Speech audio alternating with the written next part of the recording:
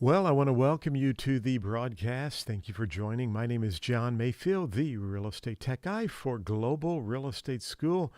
We're going to go over some possibly recently seen exam questions. Occasionally, I'll be out in the backyard and birds will just fly through the yard and start like, "Hey, John, here's a real estate question that you might see on the exam." And you know what? I just write those down, and I thank those little birds for dropping through the yard or calling me on my cell phone. And so anyway, I don't know the answers. Let me rephrase that. I do not know all of the questions word for word, but hey, if we can talk about some topics and try to clarify some issues, that is always helpful. So I want to remind you to be sure and subscribe to our YouTube channel. Click on the bell, and when you click on that, you'll be notified, and you'll be notified when I go live. And we're doing a lot of really cool things with our YouTube channel. I'm actually broadcasting this live right now, not only to our YouTube channel, but we're going live on our Facebook page. I'm going live on my personal Facebook page. We're going out to LinkedIn. We actually were approved to do streaming on LinkedIn, so we're going out to LinkedIn. Twitter, it's being shot over there, and sometimes it goes to Instagram and sometimes it doesn't, but hey, we're just trying to push the message out. And so let's get right in to the broadcast. Have some exam questions. I also have a really cool opportunity where I can switch cameras from time to time. So I have some questions that I want to go over, and we are going to go right back over here to my iPhone. So go through some of these questions. Now, some of these questions are a little bit challenging because I'm just going to try to give you, in essence, what I have been asked. And then I'm going to tell you what I think the answer would be. Or I'm going to be real honest and say, gosh, I don't have enough information, but let's talk about this topic and see if we can't narrow in on that. So these are going to be very good questions for those of you who are taking the real estate examination. Most all of these are national questions, and they apply to the PSI examination, but they could also maybe be similar in nature for Pearson VUE as well. Okay. Now, I'm unfortunately watching my iPhone, and I'll be reading. If I get a chance and you want to ask a question, please be sure and ask that, and I'll jump over and look at the chat here in just a moment. Okay, so we will do that as well. So the first question is basically a person has a water problem that they had settled something in court. Okay, and so what I'm understanding is, do they have to disclose a water leak if it's already been settled in court and they're planning to sell it again? Is this legal? And if they don't want to disclose it, is it legal? And the answer is no, that would not be legal. Remember, anytime you see exam questions and there is a material fact or defect, let me back up to that. If there's a material defect that you know about, under the law, you're to disclose that. Okay, so if you had a water problem before, even if it was settled in court, and really even if that has been repaired or fixed, I think you should still disclose that. And if I saw an exam question like that and said the basement flooded and no longer, it was repaired and fixed, do you need to disclose that? And the answer would be yes. Look for that type of answer. Now, I don't want you to overthink these questions.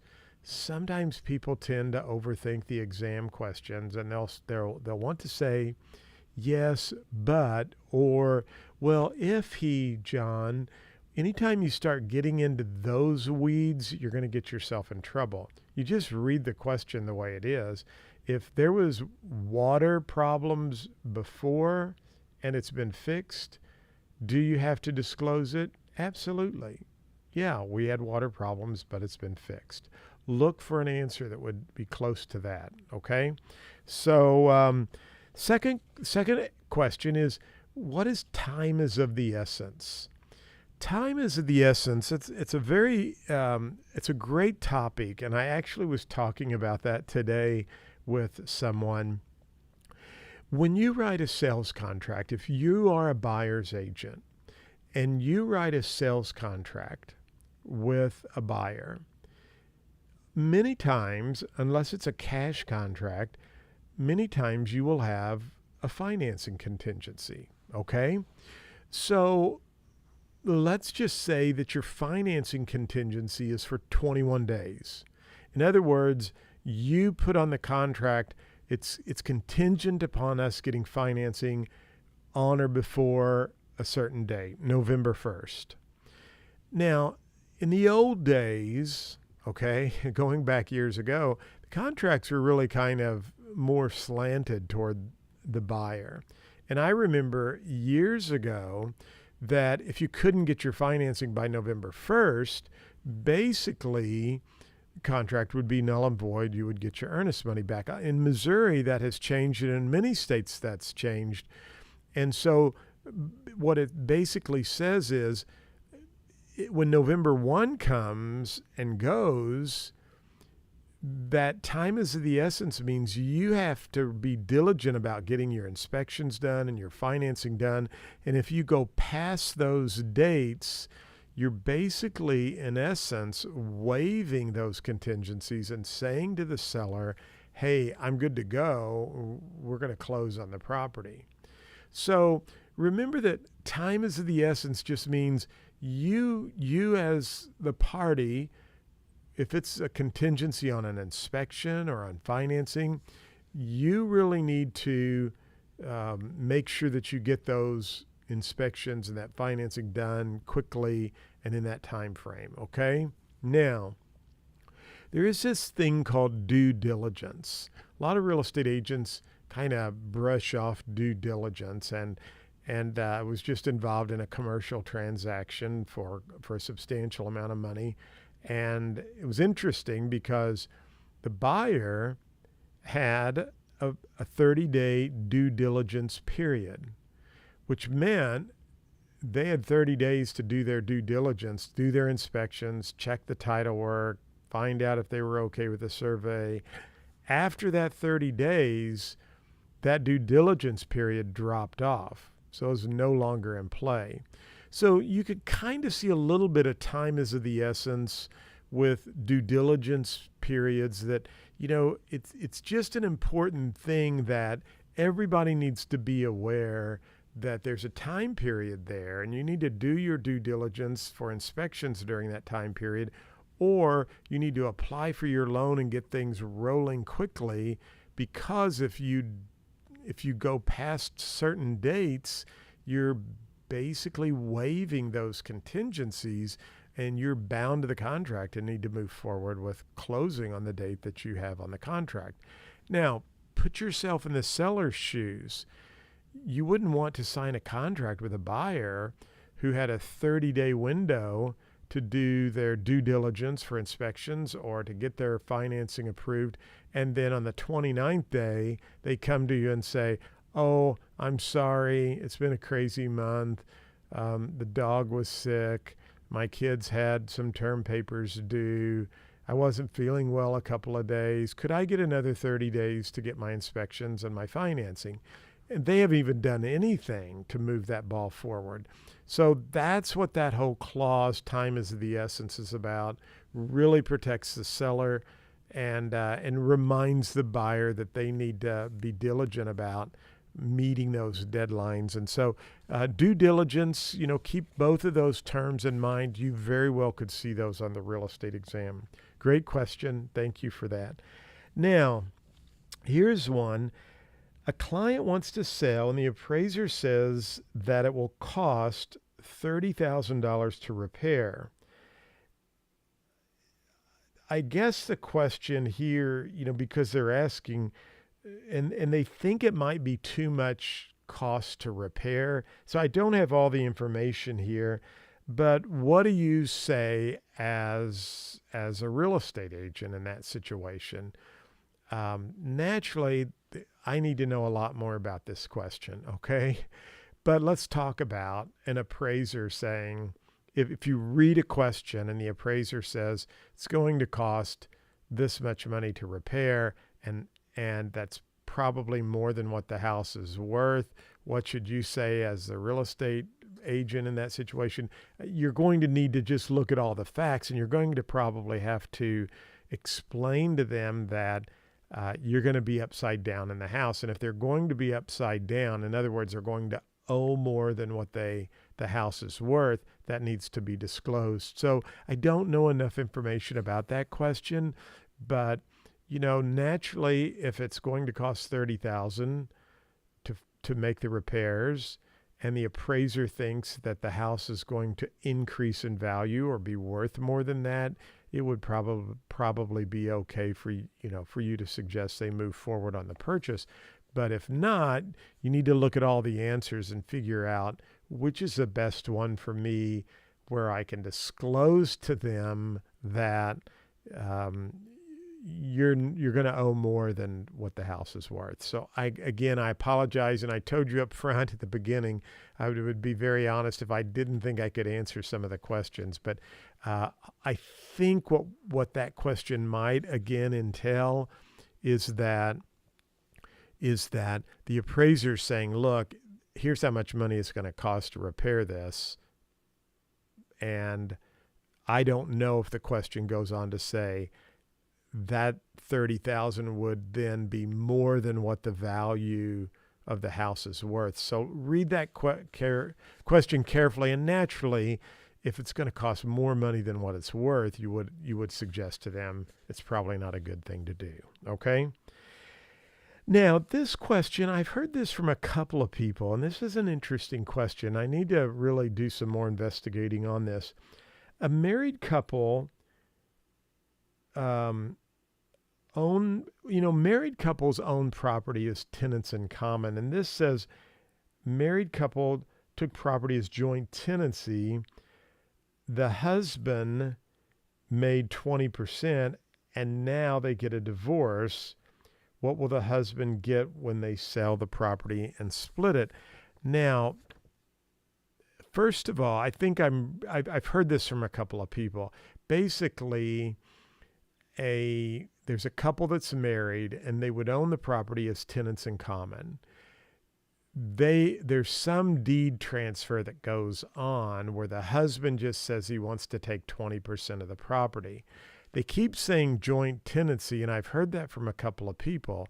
However, remember, with joint tenancy, we have the acronym PITT, P-I-T-T, equal possession, interest, took title at the same time. Well, you really couldn't take property as joint tenancy and the husband only have a 20% interest. So that's what's throwing me off there. Maybe so. Maybe there's an attorney who will comment on this, but to my recollection, you can't do that. So, I don't know if there's an answer in there. It wants to know, when they sell the property, how will they split it? I just think that if they are tenants by the entirety and they want to take the property as joint tenants, they would still own a 50-50 ownership interest. So I don't know if that question really says they take title as tenants in common. In other words, it was husband and wife. They get a divorce. They transfer the property, and he takes 20% and she keeps 80%. When they sell it, how much will he get? Well, I guess he would get 20%, but boy, I really want you to read that question carefully, because if they are tenants by the entirety and they get a divorce and they now take the property as joint tenants, I still think it's a 50-50 split. But, read that question carefully. If it's a 20% share for the husband, they had to have taken the title as tenants in common. So again, I don't know all the information to that question, but hopefully I'm giving you some tips that husband and wives take property as tenants by the entirety, 50-50. And if there was a divorce and they decided to split that up and he only wanted 20%, I think it would have to be a tenants in common. So I'm going to do more investigating on that question, but that could be a question that's on the exam. Read it very carefully and answer it the way that would best, suit the proper wording of that question. I'm sorry. I wish I could read the question word for word verbatim. I could probably give you a good answer for that. Okay. A family went to buy a home with children. They wanted to be near a school, near tennis courts, one-story home. See, the testing agency loves this. They love to just load the question up with lots of stuff, okay? But then we get down and it says they were approved on 20% down payment on $950,000 loan. How will you suggest the price? Well, you just take $950,000. Remember our pit, and I don't have my board up, so I apologize about that. But you would just take the $950,000 and you would multiply that times 0.9,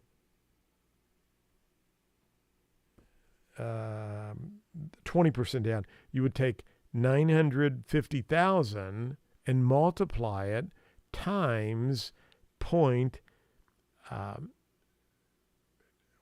I would multiply it times 0.80. My iPhone's up there, and I'm looking for my calculator, and it's here somewhere on my desk. But you can take the 950,000 and multiply it times 0.20, and that will give you the down payment amount. And then you just subtract that from 950,000. And so how would you suggest a list price? They need to stay underneath that 80%. Now, you could also take 950,000 times 0.80, and that will give you the loan amount that they need to their ceiling, okay? And let me just look real quickly here. I may have my calculator right down here in my briefcase because I would like to work that one for you. I just went on a trip and there's my calculator right there. Live TV, how about that? Or live YouTube. Always good to go live, but we've got the calculator here. So 950,000 times 0.80 equals 760,000. So you need to recommend that they stay 760,000 or less, okay? Because they're approved for. Well, I mean, actually, let me rephrase that because I'm reading this question here. They was approved on 20% down payment on 950,000. How much would you Well, I mean, technically they could go up to 950,000, couldn't they? Because they have 20% on a $950,000. So now that I read that, if that's worded correctly, I think you could they could go up to 950,000 because they're approved on 950,000. Read the question very carefully. You can see how you can get tripped up. Because I actually got to thinking, well, gee, maybe they can only look at 760,000, but that's not correct because they're approved on that $950,000 amount. Okay. Hey, hopefully if you see that, read it carefully. Just remember, if it says they're approved with a 20% on that amount, then yeah, you could suggest they go up to 950, stay below that amount. Okay, neighbors, let's see. Okay, neighbors are selling their house because there's a lot of unemployment in the area. There's no jobs in or around. What should you suggest to them? Should you suggest they sell it or rent it? Man, there needs to be more information there for me to really adequately answer that. I would say, it may be a challenge to sell the house if there's not a lot of employment or jobs. I don't know all the information with that specific question, because you could see, is it good for you to suggest they rent it? Are people going to be able to make the rental payment? Is that a bad deal? But at the same time, if they need a certain amount of money out of the property, they might want to wait a little bit longer before they sell it. So again, I don't have all of the information. I want you to think about that. Some of these I'll kind of look into. If somebody's watching this who's taken the test and they can fill in the blanks with more information of what they remember, that would be great. But I think in this scenario, what should you suggest, sell or rent now? I personally think you probably would suggest they might want to consider renting now and wait to sell, because they may not be able to get as much money for the property. Okay. Fire in an apartment building. Who's responsible? Well, again, I hate to say there's not enough information here, but generally the landlord would be responsible for a fire in an apartment. However, if a tenant started the fire, or if it was an accident by the tenant, they could be liable for that fire damage. So I don't know if that question is asking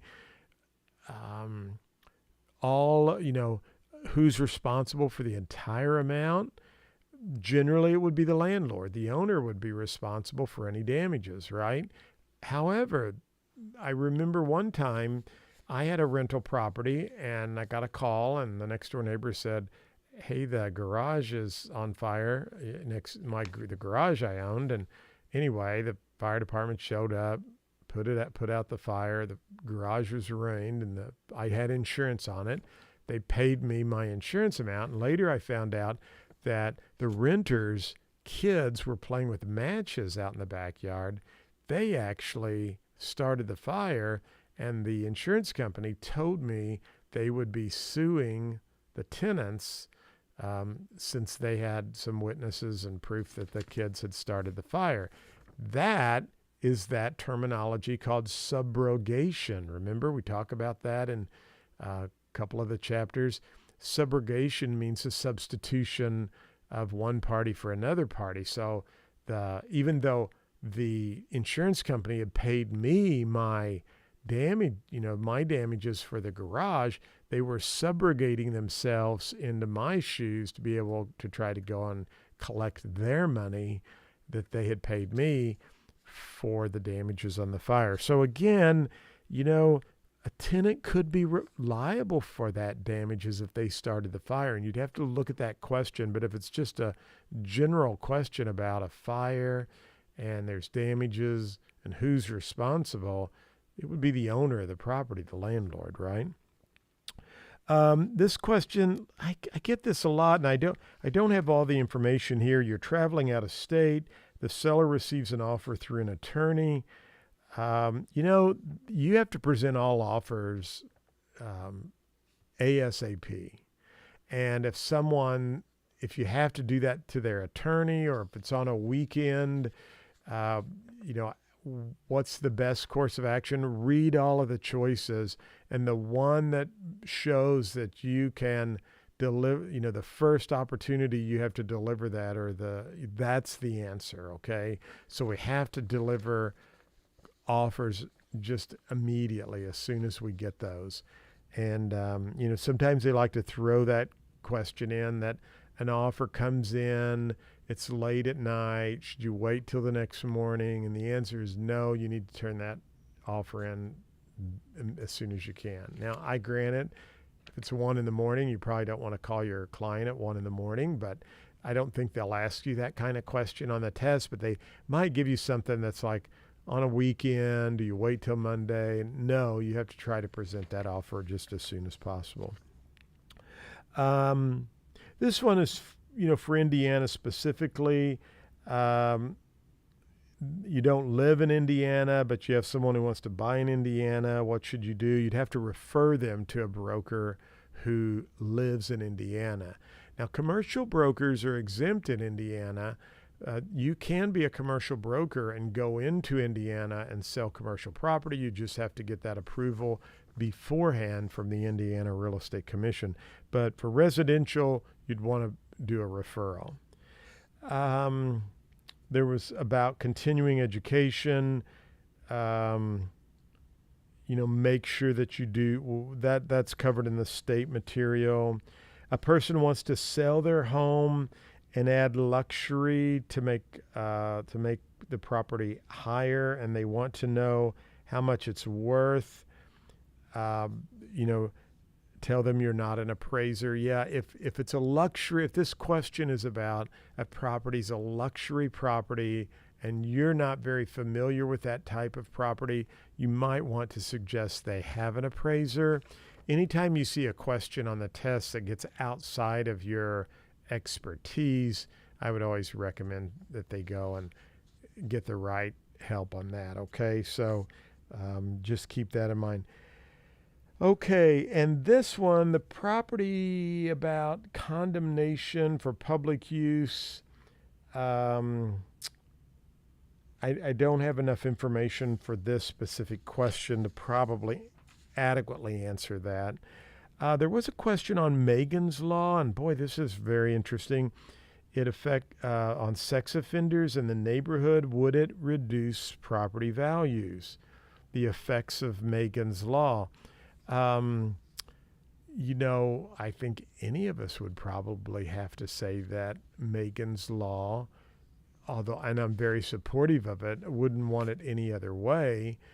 I'd have to see all of the information to that question because, there's all kinds of disclosure rules when you get into the sex offender list. So I don't know if it would affect property values because it would only be, a person would only find out about it if they actually went and looked at that. Now, in some states, they may require real estate agents to disclose that, but in Missouri, we don't. To my knowledge, we don't have to disclose that. And, we talked about that a lot as real estate agents. And I kind of always told my agents, if you go to that website and you start looking around, please don't talk to me about it because I don't want to know too much information that I would have to disclose. And I'm not taking, I don't want you to think I'm taking an easy way out on that. I guess what I'm saying is, if we know about things, we need to disclose that. Now, if I'm a buyer's agent and I have a family and they have children, I think it's probably only beneficial that I suggest to that family that we go to that website and look to see, are there any sex offenders who live in the neighborhood? I think that's a duty as a buyer's agent. It's a real hot topic. I guess the question is that going to affect property values? And the argument for some people to say no, it wouldn't affect property values is it's nothing that has to be broadcast in the MLS, and it's something that a lot of people probably wouldn't check. Therefore, I don't see it like always being a detriment to property values. Does that make sense? But as a buyer's agent, and you're representing a family and they have small children, I think it's probably something we would want to check into. And that, I don't know if that would affect the property value or not. It just, your client may want to go buy something else. And I have looked up the sex offender list for clients of mine before. So I think it's a good thing for us to have and to be able to look at. And when I made that comment earlier is sometimes you can people can start telling you all kinds of stuff. And it's like, wait a minute, I don't need to know about everything that's out there that you're looking at because, that does become then just where does it end, I guess is what I'm trying to say. But you and I, as buyer's agents, we have an obligation to our client, and I think that's something we should do. And so I think Megan's laws are great and totally all for that. I just don't have enough information to say would property values go down, because if it was something that had to be published in the MLS or actively required to disclose, absolutely it could have probably affect property values. But since it's not something that is from that point of view, I don't know if that would be the answer or not. Need more information, okay? Flood insurance, buyer is worried before buying. What do you suggest? Well, you need to suggest that they have a look at the flood maps. There are some flood maps that are available. Most lenders, if it is in a floodplain, will require flood insurance. So you could have the insurance company check the floodplain maps. They're available, or you could check those for your client, and the bank could also check those for your client. So again, would need some more information, but I would suggest they check the flood zones and find out if it's in a 100-year flood zone or where it's at. The zoning was existed, and the buyer found out after purchasing. Whose fault is it? Should the broker suggest before it's purchased? Absolutely. So, again, kind of back to that Megan's Law, you could have an attorney who could sue you as a buyer's agent saying you didn't use due care. Remember, care, obedience, accounting, loyalty, disclosure. You didn't use due care in checking the sexual predator list for your client. Same thing here. You should have used due care in checking the zoning laws and disclosing any of that prior to the purchase. Okay, broker receives a listing from two companies. Is it legal? I think what probably this question, because I've seen this, is a client gives two listings to two different brokers. Is it legal? Well, I mean, there's nothing wrong with that. And if they do that, the question normally asks how much commission is due. And depending on the type of agreement, the owner could be obligated to pay both brokers a commission. Okay. And so I've seen that question before. A seller gives two brokers, different brokers, an exclusive right to sell. How much commission is due if the house is sold? He owes them both a commission. So there's nothing illegal about that, but you would be liable for both commissions. Now, community property, the husband and wife during the marriage and owned equally. Remember, community property states, not every state is a community property state, but a community property state basically says that any property that the husband owned prior to the marriage or inherited after they were married is considered separate property. Okay? Any property you bring to the marriage that you owned prior to getting married, and any property you inherit after you're married is considered separate property. Community property would be the property that you both go together with during your marriage and acquire. That's community property. So hopefully that'll kind of settle that up. But yeah, they love those questions. Do not call list. Who should you call? only those people who are not on the do not call list. And I have some great videos on my YouTube channel that you can watch about the do not call, the do not fax. I mean, I have a bunch of videos over all of those really antitrust, and I'm telling you what, you need to watch those videos because they will help you get through that whole practice of real estate portion. They're very good. There's an amortization table. I have a video on my YouTube channel where I go through the amortization table, so you need to watch. I've got a couple of those, so be sure and watch that. They love that question. Wants to know loan amount, 6%, no year. What is the quickest way to pay off the loan?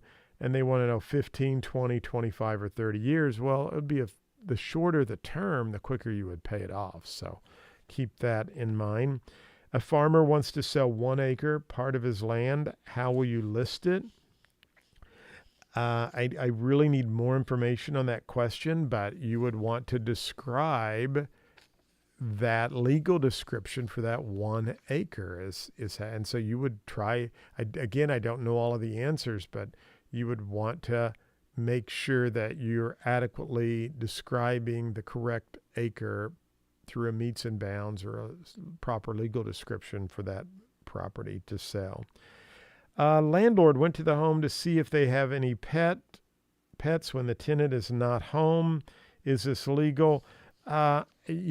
You're not supposed to go in a residence if as a landlord, and I guess even to check for a pet. So I would say it's not legal. You can go in if there's an emergency situation because someone says, hey, there's water coming through the floor or something like that. But I wouldn't think you could just go in to check on pets, okay? And again, add comments to this. If you think I'm wrong on anything or you have some input, put that in. I'd love to hear from you. What should the property manager be aware of before leasing to an old woman with a pet? I think they're trying to get into the Fair Housing Act here, and that's what this person says because they're using the lady's age and a pet. But if you have a pet policy, you can say we don't accept pets. Now that needs to be the same across the board. If it's a I want to say an assistance animal, that's a totally different, could totally change the question. They're probably just trying to say, hey, she's older. Can you discriminate on age? But if she has a pet, you can say we don't rent to people who have animals. For lease, if you know the constructive and square footage, what is the best for the tenant to choose, net or gross? Would need a little bit more information here. Normally, again, it would depend. I mean, it could be a larger property and it could be an older property. A gross rent would be better. A gross rent would be where the landlord takes care of a lot of the repairs. If it's a smaller unit and it was newly built, you might want to go for net, and that's where you pick up, the repairs and so forth. So read that kind of question and make the right decision there. And a person wants to list her house and said that her mother shared an interest in the property and was next door. What should the broker do? Well, it says, should the mother sign? Absolutely. If the mother has an interest in the property, you have to get their signature. So remember, everyone who has an interest in the property has to sign the listing agreement. Okay, that's just one of those things you need to know. Okay, some more questions. Hopefully this is helping. These, I think I have most of the answers here. They're a little bit more in detail. But thank you for those questions to that bird who flew through the air in the backyard. So Sally plants an apple tree in her backyard. The tree is considered, well, is it chattel? That's personal property. Is it a trade fixture? That's personal property. Is it personal property or is it real estate? Well, if it's an apple tree planted in the backyard, it's real estate. Okay, so keep that Keep that one in mind. If buyer signed a contract while intoxicated, the contract is considered, boy, that's always a tough one there. But if they're intoxicated, it would be considered voidable. Once they sober up, they could void the contract or go forward with it. So the answer is voidable on an intoxicated person. If zoning laws change to residential for an area where a bowling alley has been in business for over 20 years, what does the bowling alley need to do to remain in business? Nothing. It was there first, so it would be grandfathered in. Remember, that would be called a non-conforming use. Non-conforming use. The city's wanting to repurpose an area to expand a school district. There's one homeowner in the area that does not want to sell their home. The process of getting ownership of this home is, well, they had police power or accession. Police power really has to do with building codes and zoning ordinances. Accession has to do with acquiring property, like a trade fixture, acquiring that after the lease expires and the commercial tenant moved out, did not remove the commercial shelving, the trade fixtures. That is acquired by the new landowner or by the landlord by accession. So that's not the answer. I'm thinking in this situation it would have to be through eminent domain, and that's where the government takes private property for public use. You have to have just compensation. Has to be for the good of the public, just compensation, and due process of law. So remember, we talk about you own your property free and clear. No one can tell you what to do with it except for Uncle Pete, P-E-T-E, police power, eminent domain, taxation, or escheat. That's when you die, escheat, you die without heirs and no will. It goes to the state. So the correct answer on that would be eminent domain. City wants to repurpose an area to expand a school district. Everybody wants to do it but one person. That you would have to do that through eminent domain. That's what I think. So what is the biggest difference between joint tenancy and tenancy in common? Right of survivorship or undivided ownership? It's right of survivorship. Remember, joint tenancy, right of survivorship. Tenancy in common, there's no right of survivorship, which means under a tenancy in common, it goes to your heirs. You and I could take title as co-tenants, co-owners, right? If we took property as tenants in common, if you die, your heirs will get your share, not me. So what tips me off on these questions are things like, and they'll give you a big long paragraph of junk, and then it just says you died, or the person died, and their heirs got their interest. Well, it's a tenancy in common. Because with joint tenancy, there's right of survivorship. Or you could read another big, long, gobbledygook question, and you're like, wait a minute, Mayfield got 40%, and that person got 60%. Well, again, tenancy in common, unequal interest. That's why I said that one question earlier kind of threw me off. So right of survivorship is the one major difference. So remember, joint tenancy, right of survivorship, PIT, the acronym possession, interest, time, and title. Okay, that's for joint tenancy. And so they all have equal interest. They all took title at the same time, and there's right of survivorship, which means if one tenant dies, the other heirs get to they get that portion, okay? So if you and I own property as joint tenants and you die, I get your 50% share. Remember, joint tenants, we both own 50%. So you die, I get your 50%. I now own it in severalty, right? Sole owner, single ownership. You're learning lots of stuff tonight, hopefully. I'm sorry, there were some great questions there, and I'm going to dig deeper into those. But hopefully you can see like some of the questions that might be coming out at you, and maybe you're taking good notes and you can do some research on those as well. So we have a few more. Let's keep going through, and then I'm going to jump over and look at the, in fact, I'll just do that right now. I think I can do that right here. Let's just see where the comments are. And I have my eCam live here. Let me see if I can find my comment overlays.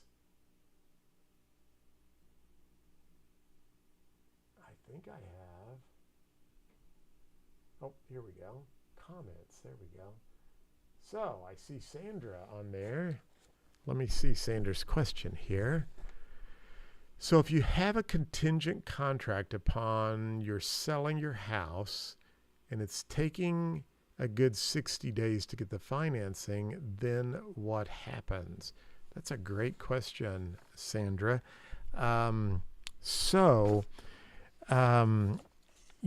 Here's what I was trying to explain. It really depends on how that contract was written.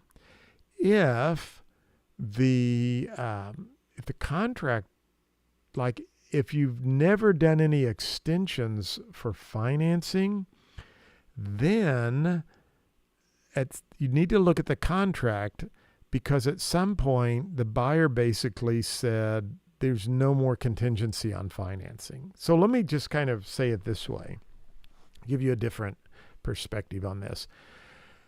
If, let's say that I wrote a contract on your house today, which is October 5th, and my financing is due by November 1st.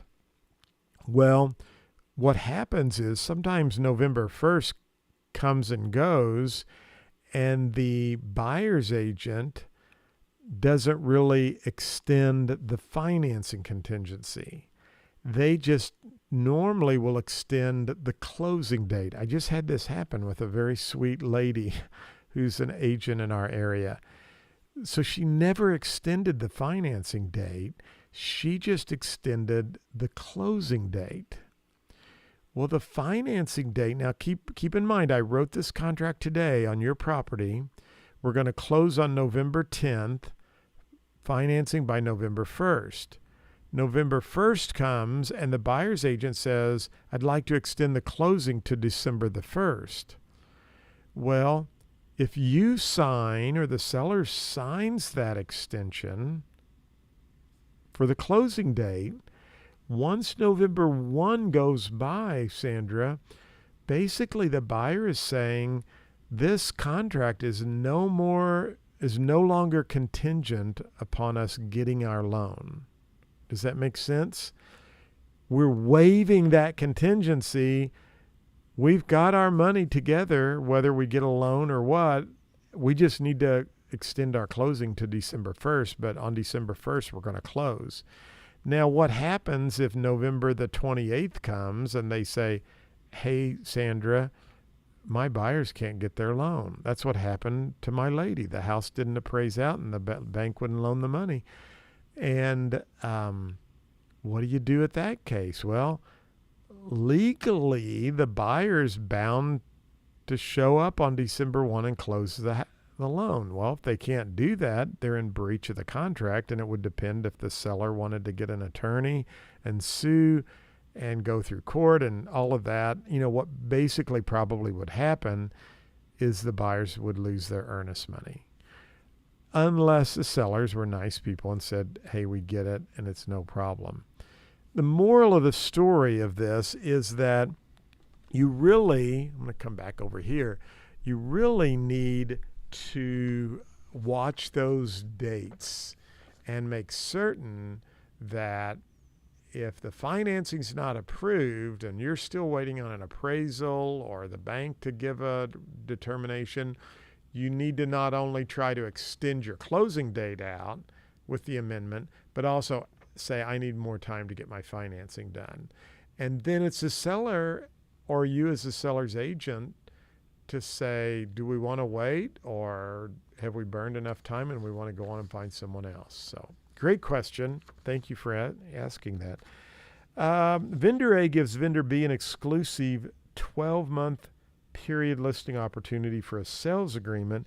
This is considered, well, that would be considered a bilateral, it's a listing agreement, right? And a listing agreement is a bilateral contract. I just want to double check because, I try to remember all this stuff, so a bilateral contract is a contract in which each party promises to perform an act in exchange for the other party's promise to perform. A sales contract is an example of a bilateral contract. I'm thinking once signed by the broker and the seller, such a listing contract becomes binding on both.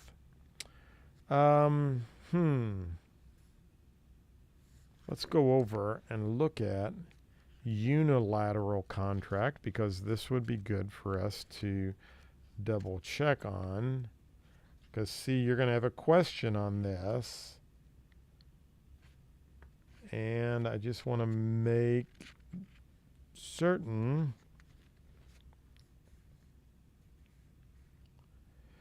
So one party gives a promise in exchange for an act. That party is not obligated to perform on that promise unless the other party decides to act. An example is an open listing contract where the seller agrees to pay a commission to the first broker who brings a ready, willing, and able buyer. This contract is actually created by the performance of the act requested by the promise. So, a listing agent, so reward,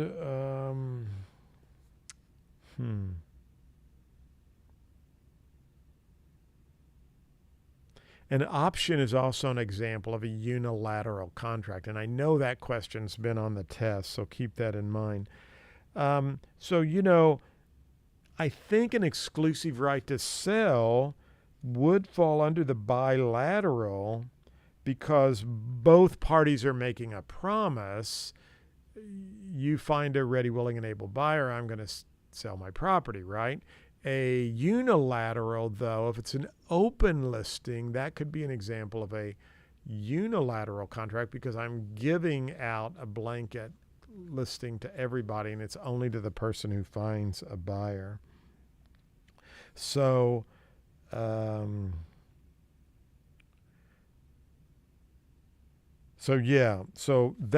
that would be a bilateral contract, but read those questions carefully because if that actually turned out to be more of an open listing, that could fall under a unilateral. Option, unilateral, but that question there, vendor A gives vendor B an exclusive 12-month period listing opportunity for a sales agreement. This is considered, I think that's a bilateral. If it's a listing, I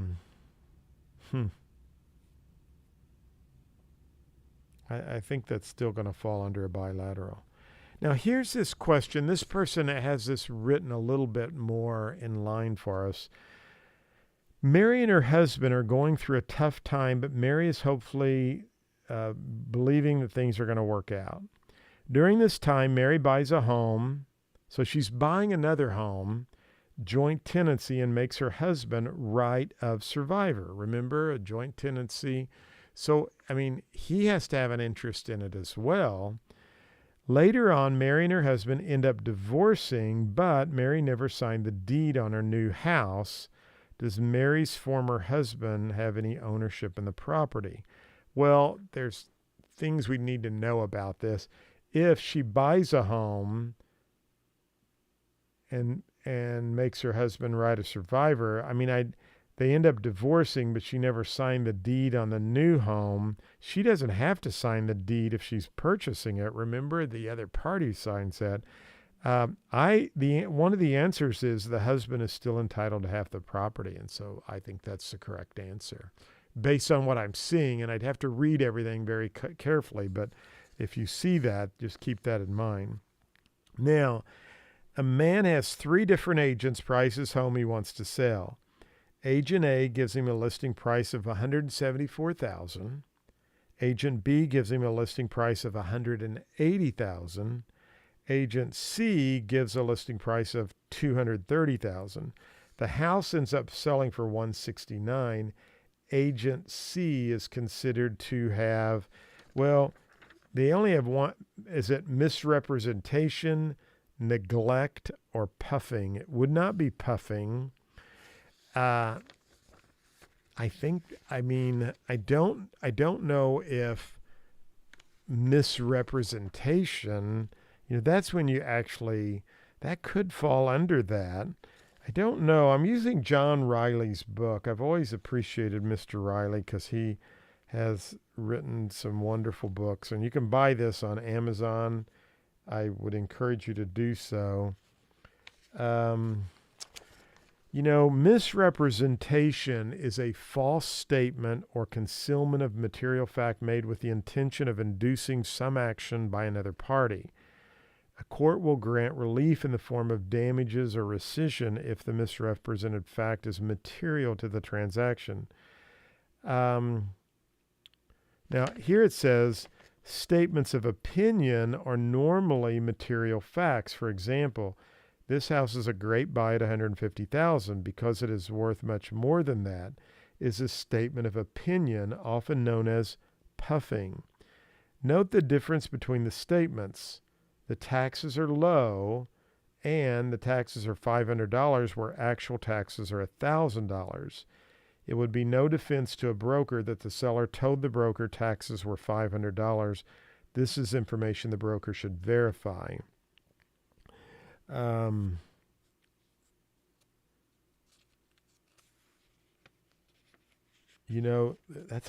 a great question.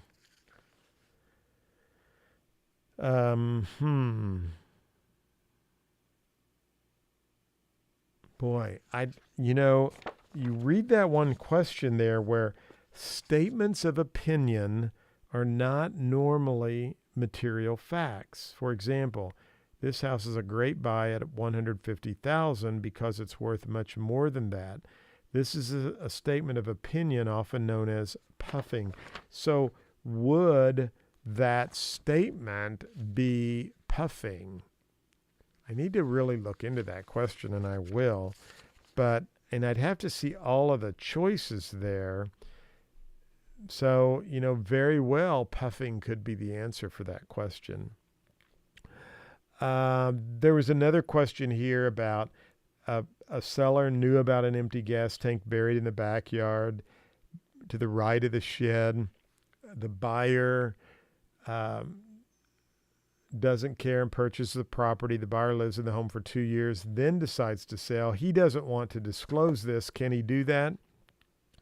What should the agent do? The agent needs to tell him he needs to disclose that the tanks are there. Okay, we talked about that earlier, so just remember that. A benefit of a balloon loan and a graduated loan are the smaller monthly payment. Remember, a balloon loan you might have a 20-year amortization loan, but it balloons at the end of 3 years. Well, the reason you make it amortized out is to get that payment down lower, but at the end of 3 years, that payment's coming due. So graduated payment starts out low and graduates up. So benefit of both of those types of loans are smaller monthly payments. Jenna is subleasing her apartment to her brother with her landlord's permission. Her brother defaults on payments. Who's responsible? On a sublease, I think it's both of them, right? So we need to make sure that Jenna and her brother, that's what would happen, right? So, sublease. A lease given by a lessee for a portion of the leasehold interest while the lessee retains some reversionary interest. The sublease may be for all or part of the premises for the whole term or part of it as long as the lessor retains some interest in the property. Leases normally contain a clause prohibiting this. Now, she got the approval. The lessee, that's Jenna, remains directly liable to the lessor for the rent, which is usually paid by the sublessee to the lessee and then from the lessee to the lessor. The sublessee does not have a contractual obligation to pay rent to the original lessor. Okay, you got that? So on a sublease, in that example, Jenna is the only one responsible. Okay? Good question. According to ADA, a landlord is, well, there's questions like responsible only for physical and mental, not mental. Landlord's always responsible for making accommodations. Or C, any new construction built on a 4-unit complex or bigger must have a wheelchair entrances and accessibility to at least the ground floor. And that's true. New development. A house listed with an agent A is signed a contract with the seller. After 180 days on the market, the house did not sell, and the listing agent with agent A expired. Agent B wants to reach out to the seller. They can do so if the seller is not on the do not call list. That's one of the answers. I have some great videos on the do not call list. Be sure and check those out. A house trying to be appraised has not similar homes in the neighborhood with many vacant lots. To find the most similar price, the appraiser should, excuse me, use the neighborhood next door with no vacant lots or use the neighborhood across town that is similar and also has vacant lots. I would use the neighborhood across town that is similar with that also has vacant lots. Well, golly, I mentioned up front that there are some questions, and it's tough for me to say, oh, here's how I would answer it, because I realize some of the wording is not correct. I think this was a great session for you to at least be exposed to some of the type questions that are being seen and really be on guard for those. Now, I have some great videos on the do not call, the ADA, fair housing. Basically, I went through a whole multiple choice quiz that's from realtor.org, and go back on my YouTube channel and find those, because I know students who've used those have told me they've really helped them out a lot. I also have that amortization chart on there. We're trying to cover as many things as we can. And I'm going to try to really tighten these questions up. I'm going to a conference this weekend. I'm going to talk to a couple of friends of mine there. I'll try to tighten these up and see if I can find out more information. And then we will continue to keep those out there, and I'll keep you posted. Now, I do want to come back out. I don't know if we have any other questions. If you have a question, be sure and you can type that in there, but I do not see any other questions out there. So, hey, I want to thank you so much for watching the YouTube channel. Be sure and check us out. We've got an Instagram page. We've got a Facebook page. We have an Amazon Alexa skill. She's right back there, so I don't want to talk too loud because she will start rattling off. But if you want to check out our flash briefing on Amazon, you can do so. Just ask for the sign up for Global Real Estate School. And we're giving away an iPad. Now, we were going to draw the iPad today live. However, we weren't able to do that because of some health reasons and my family. And so we're going to do that, and everything's okay, but I didn't want, we didn't want my daughter and son-in-law who helped me out here at Global Real Estate School to come over today. So we're going to do that very soon. So if you're registered for that or you signed up, we'll be doing that. We're going to announce a new giveaway we're going to do right after that as well. But be sure and sign up for our YouTube channel, subscribe, click on the bell. You'll be notified when we go live. And check us out. We are at globalrealestateschool.com. We have lots of great resources for you there. I have a new program called 5 Minutes to Jumpstarting Your Real Estate Career. I have my real estate exam coach, and we have a podcast that we're putting lots of content on there as well. We want to be your real estate school, so check us out, globalrealestateschool.com. Hey, I had fun tonight, even if I didn't have all the answers. I hope you did too as well, and thanks for the comments, and write me anytime you have any questions. We've got a great support page at Global Real Estate School. Check that out. And don't forget, it's globalrealestateschool.com. Have a great evening. I will talk to you soon.